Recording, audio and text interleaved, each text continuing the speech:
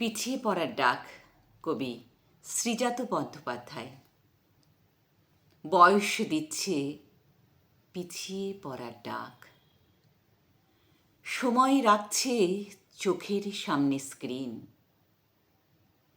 ফাল্গুন তবে টানা পড়েনি থাক, শাখে শাখে ডাকে ভার্চুয়ালের বিন। আমাকে বরং প্রান্তিক বলেই ভেব, বসন্ত আর সামলাতে পারছি না। মাঝে মাঝে শুধু আর চোখে দেখে নেব আমার স্ট্যাটাস শেয়ার করছো কিনা।